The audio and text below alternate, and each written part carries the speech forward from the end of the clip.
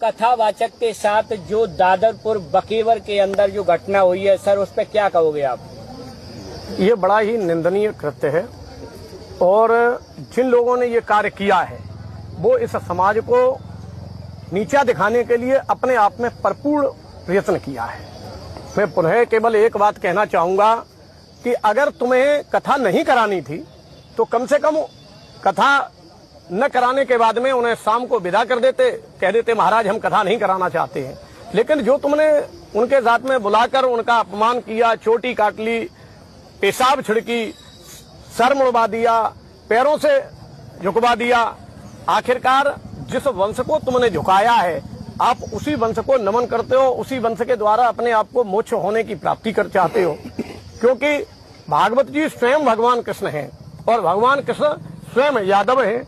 जब भगवान कृष्ण स्वयं यादव हैं, भागवत जी स्वयं यादव है और यादव ही कथा वक्ता है, तो फिर बुराई किस बात की है?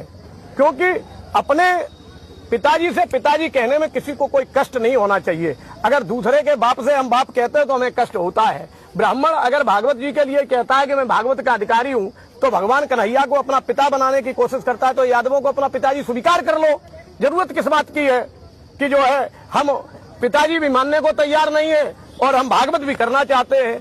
आपको भागवत करनी है तो परशुराम जी की करिए, आपको भागवत करनी है तो जो है परशुराम जी के नाम का एक पुराण बना लीजिए, उसकी आप कथा करिए। लेकिन अगर आपको यादवों के साथ में इस तरीके का निंदनीय कृत्य करना है या किसी भी जाति की अवहेलना करनी है तो आप अपने आप में ये सबसे निंदनीय कृत्य है, सबसे घोर अपमानित कृत्य है।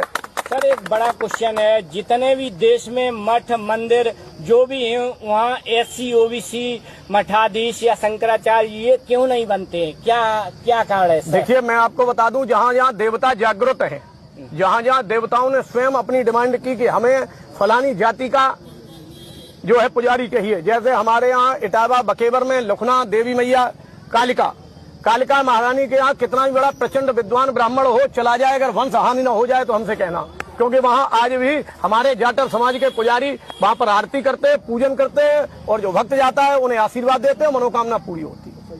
महाकालेश्वर पर सावन के सोमवार, पहला सोमवार पर बगैर ये स्वयं भोले बाबा ने कहा था कि अगर कोई भी किसी भी अदर बिरादरी का व्यक्ति हमारे यहाँ प्रथम जलाभिषेक सोमवार को कर देगा तो उसका वंश डूब जाएगा।